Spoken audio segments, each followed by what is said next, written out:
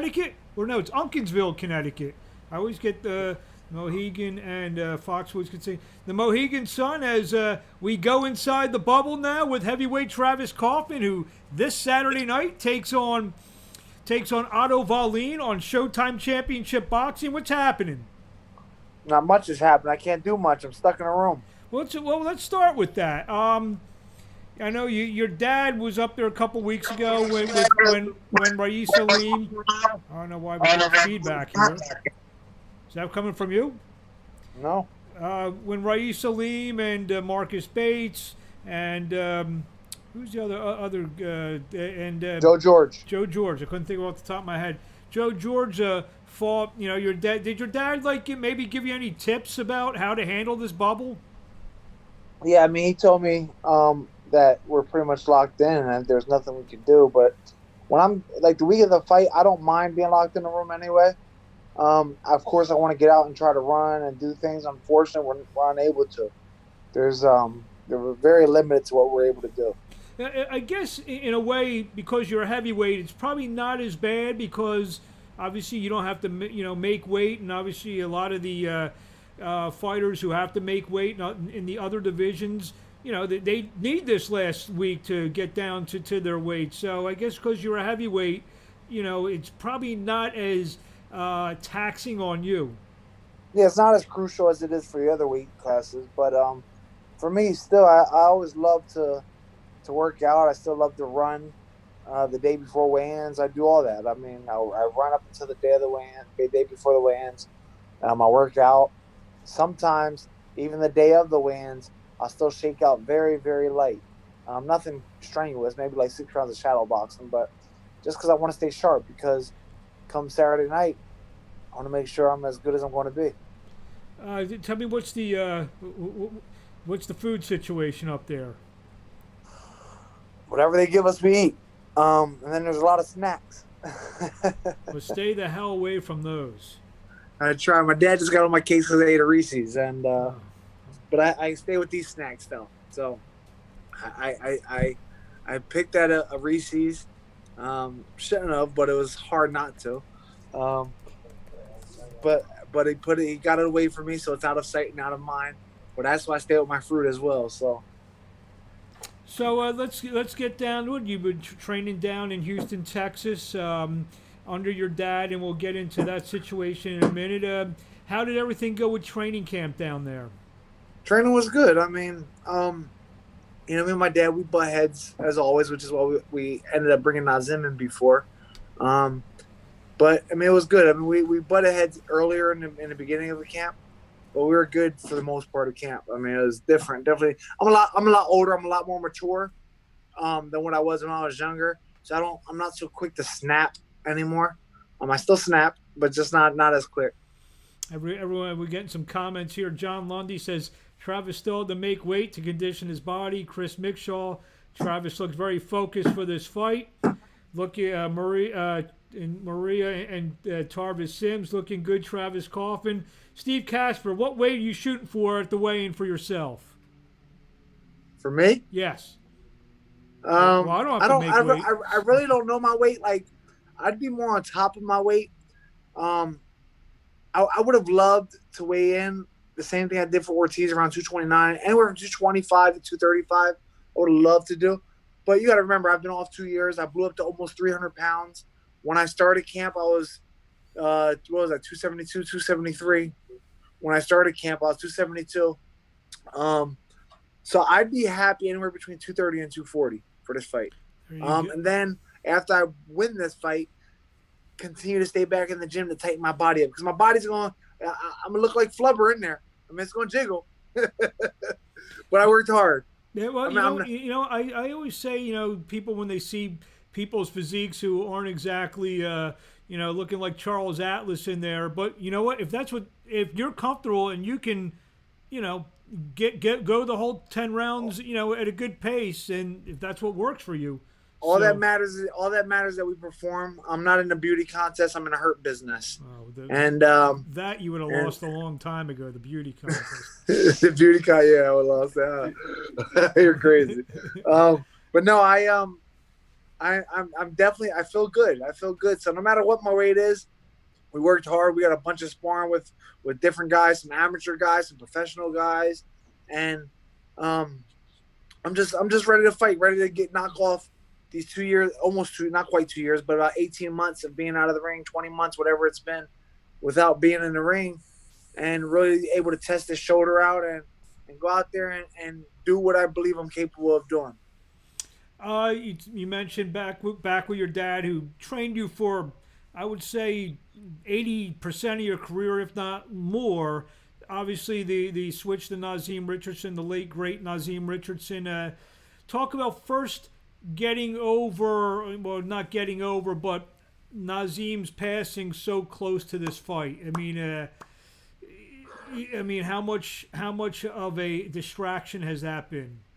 I wouldn't say it was much of a distraction. I mean, it hurt. It definitely hurt. I mean, I shed a bunch of tears. I mean, the day I found out. I mean, when we came to camp, we already knew Nazeem wasn't going to be in camp because we knew his health wasn't at the best. So I was already prepared for him not to be here. I definitely wasn't prepared for him to die while I'm getting ready for this camp. I promised that I was going to go after this fight to go see him, and unfortunately, things happened. God had other plans. God's other plans was to take him home with him. So I'm not his maker, and I'm not one to say when he's ready to come home, and that was God's choice. It hurt, of course, because us on Earth, we never understand. Even when we know when someone's passing or going to pass on or whatever, it's hard for us to accept it. It's hard for us to truly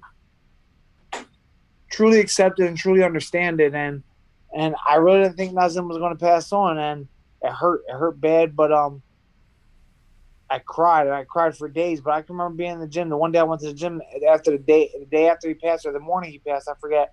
I go to the gym, I'm in there, and I had to take a minute out because I'm crying, and my trainer James Cooper's looking at me as they travel. I get it, and so I'm in the bathroom, I'm crying, and all I kept hearing in my head was, "Come on, soldier, you can't do this while you're in camp." I kept hearing Nas's voice. And I was like, the fuck am I doing? Excuse my language. I was like, what the F am I doing? Like, I got to do this. Like, it's part of life. There's only one thing God promises us, and that's death.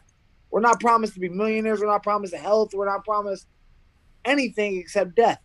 And it's just unfortunate because it hurt, because I truly wanted to go see Nas again, and I didn't get the chance to.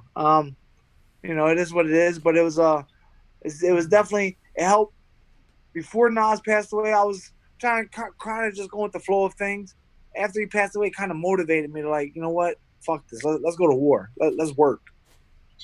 Taking nothing away from your dad, who's a world championship trainer in his own right. I mean, obviously, I guess you're blessed to be able to go back to Marshall being the lead guy, because his. Am I blessed though? I think so. but then again, Marshall writes checks for me as well, so yeah. I guess I have to. No, but obviously you see his record with Kermit and all the fighters he's trained and led to prosperity back in Reading. But do you expect, and this may be a little bit of a different question, do you expect to hear Nazeem's voice in between a round on Saturday night? I swear to you, I do. It's weird. I not that I'm expecting it, but I think I'm going to. Like, it's weird. Like, there's times I'll be training and I would really hear his voice, like, not clear, like, "Come on, soldier, stick his jab, somewhere again." I wouldn't hear his voice literally, but I would hear his sayings in my head. And on that aspect, I believe I'm going to be able to hear certain things. And then when I hear my dad get mad, because my dad gets mad at me every fight. He yells at me every fight. And Nazeem was always our peer mediator. And I remember for the Mansour fight, me and my dad got in an argument in the corner. And I was like, "Yo, chill, I got this." Like, tell my dad, "Chill out, I got it." And same thing for the Luis Ortiz fight. Nas wanted me to box. My dad wanted me to press Luis. And I know my fucking son. And I was like, "Yo, come on, I got this." So my dad, he just wants the best of me. And now, me being a father myself, I understand that. When I wasn't a father, or even when I was a father, when I was a very young father, I didn't understand it. So I get it. Like I said, me being soon to be 35, not quite 35 yet, but soon to be 35, I'm a lot more mature than what I was when I was 25. So If it makes you feel any better, I actually yell at you during fights through the TV. So, well, I don't hear you. um, obviously, I've been on the media tour with you over the last week doing a lot of interviews, and I've noticed you say about some of the motivational factors about being a single father, being able to provide for them. Your back's against the wall. If you don't win this fight, you don't know if you'll be able to get back to this position. Is this Nazim another motivating factor for you? Nazim was a motivating factor. He's not why I'm doing this. I mean, I can sit there. People tell me, "Oh, you gotta do this for Nazim. You gotta do this." Fuck no. If Nazim was alive, Nazim like, don't do this for nobody but yourself. I used to tell Nas, man, I box because of my kids. He's like, what? Why? He's like, because if it's up to your kids want you at home playing PlayStation all day. He says, you're not doing this for your kids. You got to do this for you first. Do this for you first, and your kids to be happy on why you chose to do it. Because if I'm doing anything for my kids want me at home playing PlayStation. So if I'm going to do anything, go home and play PlayStation for them. Well, you know what? Maybe the motivation is you can get them all the new games for PlayStation. I don't want to buy them any games. They're already stuck on the damn games. A couple of things from the Peanut Gallery here. Edwin Martinez, you got this, Travis. We watching back home in Reading. Linda Chubbs, looking forward for your fight. You got that great smile. I don't know what the heck she's looking at. Stop it. And she loves these KP interviews. So yeah, actually she probably does know what she's talking about. John Lundy, let Travis know he's honored to sponsor him in this fight and future fights. My man from UFIT. UFIT Enterprise LLC. So do I get a piece of that, John, for mentioning it? Just kidding. So we haven't got to Otto Wallin, big tall southpaw from Sweden, known for his fight with Tyson Fury, fought also on Showtime, an aborted fight against Nick Kisner. It only went about a round in a minute. What do you see in Otto Wallin? I see a young kid who's hungry, a young kid who in boxing you're only as good as your last fight. So he wants to prove that he's still as good as what people said he is, losing to Tyson Fury. I like the kid. I mean, I do. I think it's a winnable fight. I'd never jump in a fight thinking I'm gonna lose ever. Even when I fought Luis Ortiz, everybody said I was outmatched, I didn't go in there thinking I'm gonna lose. I go in there thinking I'm gonna crack this motherfucker upside his head and hurt him. So I always go in there with the mentality that I'm gonna win and do everything I have to do to win. And I see Otto Wallin. I think he hasn't fought nobody. I mean, Nick Kisner was a cruiserweight coming up. He was an Olympian, but Nick pretty much quit. I didn't get to see that fight, but I did see the Fury fight. I watched a lot of footage on the Fury fight, and he looked good against Fury. But he rose to the occasion. I think Fury underestimated him. I think once he got cut in the second or third round, whatever round it was, the game changed for Fury. I don't think Fury has ever truly been cut like that. I think he's been cut early in his career, maybe by Steve Cunningham. I forget. I know he was dropped by Steve Cunningham. But I don't remember if he was ever cut like that before or not. But Otto Wallin, he's very hungry, and he has youth on his side. But I have the dog in me, and I believe this is a winnable fight for me. I mean, nobody knows anyone he's fought besides Tyson Fury. So if you ask the average fan, name one person, name one person that Otto Wallin fought, all they're going to be able to say is Tyson Fury. That's all they can say. Nobody even knows who Nick Kisner is, unless you're a true boxing fan who knows boxing. Obviously, you are on the PBC side of the street, and obviously there's a lot of stuff going on with fighters. You got obviously beside Deontay Wilder, who's going to have his hands full with Fury. But there's some other fighters. The Gerald Washingtons, the Dominic Brazils, the Charles Martins. You feel that a win maybe gets you one of those type of guys?